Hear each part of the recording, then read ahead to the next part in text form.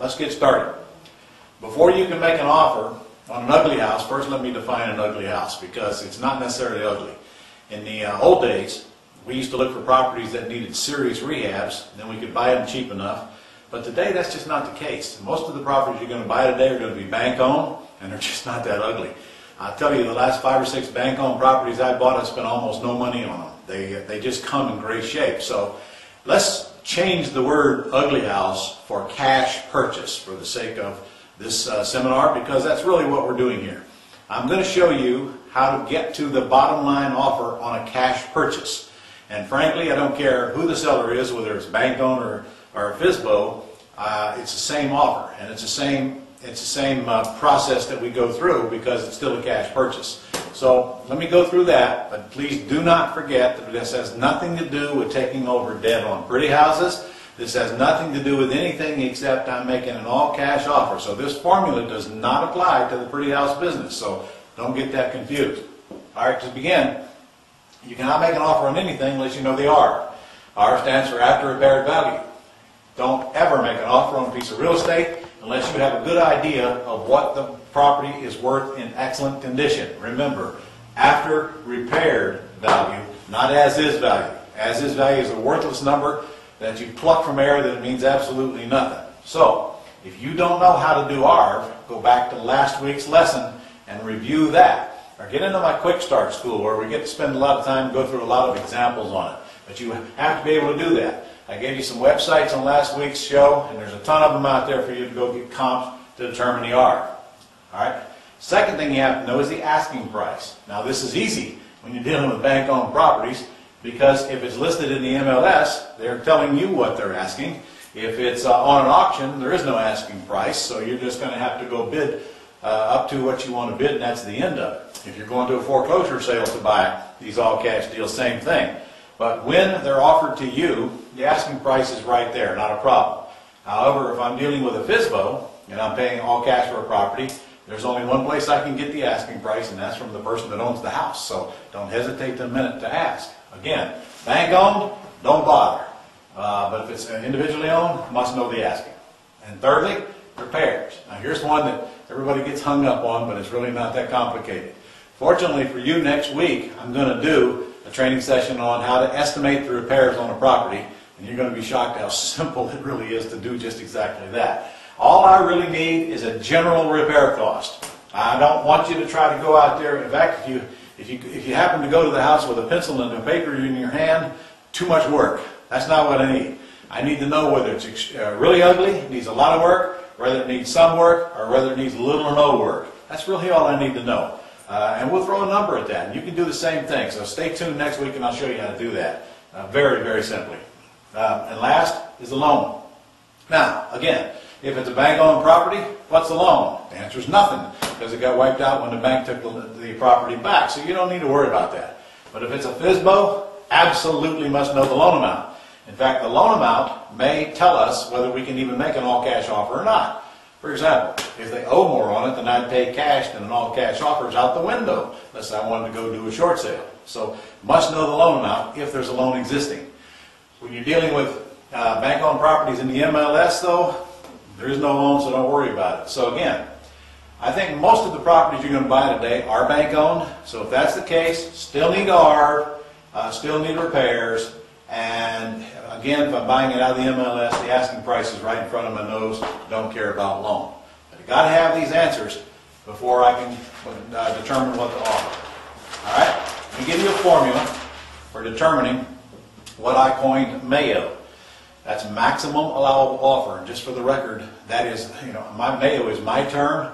I made it up about 100 years ago, and it's now industry standard. In case anybody asks, I came up with the word MAYO. In fact, I even came up with the term ARV, which is now industry standard. So, that's how old I am. All right, here's your formula for MAYO. It's very simple. It's ARV times 70% minus repairs equals MAYO. MAYO, again, is maximum allowable offer. But please do not be fooled by this formula. It's only a formula. It's a threshold by which you cannot cross. If you cross this threshold, I will personally punish you. You're paying way too much for the property. Notice my next line. never pay Mayo. In today's market, we have such an abundance of properties that we can buy all cash. In fact, just today, I was at a foreclosure auction bidding on a house, and there's no way I'd paid Mayo. In fact, Mayo, however, what you're going to pay cannot be as simple as a formula, because there's other conditions that you have to look at that are case by case. For example, I want you to buy properties today that are in sellable areas. By sellable areas, I mean, does the market really like that neighborhood? Does the market ask for the properties in that neighborhood? Or is it a war zone or a semi-war zone? The more sellable the neighborhood, the closer to Mayo I will allow you to come, because the easier your exit strategy becomes and faster you're going to get in and get out. The worse the neighborhood, the farther below Mayo I would expect you to offer. I will tell you right now that I'm only working in the good neighborhoods.